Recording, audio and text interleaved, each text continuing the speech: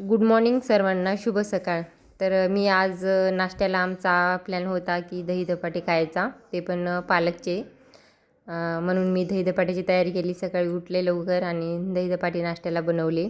आणि हे 8 दिवसातून एकदा आमच्या घरी कंपल्सरी बनतात, कारण एकच सारखं सारखं नाश्त्याला खाऊन खूप कंटाळा येतो. म्हणून हेल्थसाठी पण चांगले असतात, म्हणून मी दही धपाटे आज बनवले आहेत.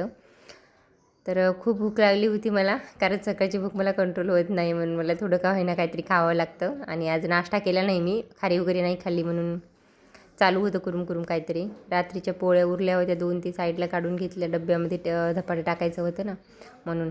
तर फर्स्ट धपाटा असल्यामुळे थोडंसं ते तुटलं, कारण पहिलं माझं खराबच होते, कारण ते तावा व्यवस्थित तापलेला नसतो, म्हणून ते मोडतेच. दुसरं छान बनलं आहे आणि अपेक्षा आहे हे खूप छान निघेल. तसं मला खूप भारी जमतं स्वयंपाक, पण कधी कधी माणसाने चुका होतात ना. तर तिसरं चालू आहे, कारण मला असंच काही असं बनवायचं असेल ना, तर खूप असं उल्हासाने मी करते. दही धपाटे म्हणा, ते शेंगुळी म्हणा, असे न्यू न्यू पदार्थ जे असतात, जे आपण कधी नाही खात ना दररोज दररोज, ते हप्त्यातून एकदा आपल्याकडे नक्कीच बनले पाहिजे, म्हणून मी खूप आवडीने बनवते.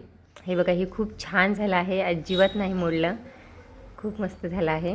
तर चालते. तुम्हाला आवडते की नाही नक्की सांगा.